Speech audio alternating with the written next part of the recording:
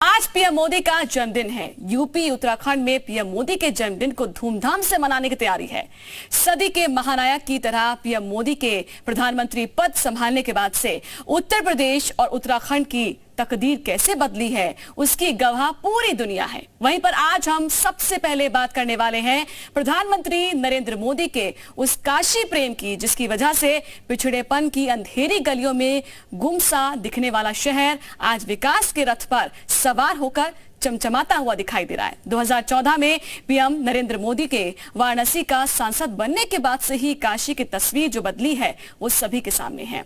PM Modi के vision ने काशी को विकास की नई रफ्तार दी है और यही वजह है कि आज वाराणसी की हर गली से सिर्फ मोदी मोदी के नारे की आवाज सुनाई देती है।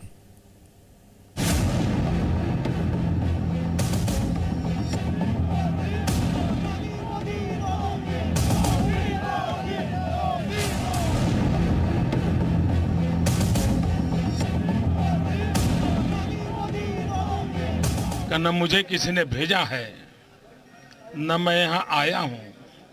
मुझे तो माँ गंगा ने बुलाया है और एक बालक जैसे अपनी माँ की गोद में वापस आता है, वैसी मैं अनुभूति कर रहा हूँ।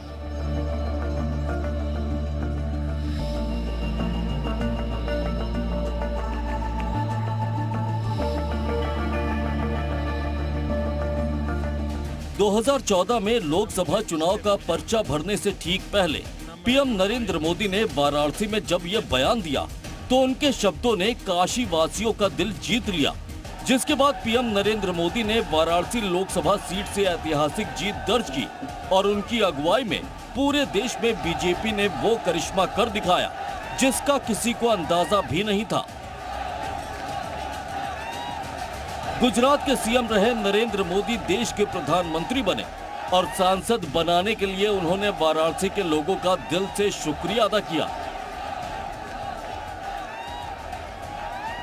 जिस काशी ने सीएम नरेंद्र मोदी को प्रधानमंत्री बनाया, उसके लिए पीएम मोदी ने भी संकल्प लिया।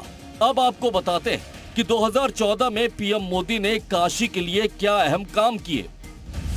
7 और 8 नवंबर 2014 को पीएम मोदी ने काशी का दौरा किया, व्यापार सहयोग केंद्र की आधारशिला रखी, वाराणसी के जयापुर गांव को गोद लिया, 80 घाट पर स्वच्छता अभियान चलाया। 25 दिसंबर को भी पीएम मोदी ने काशी का दौरा किया, मदन मोहन मालवीय नेशनल मिशन की शुरुआत की, वाराणसी महोत्सव की शुरुआत की, जगन्नाथ गली से स्वच्छता अभियान चलाया, DLW के विस्तारीकरण की योजना शुरू की।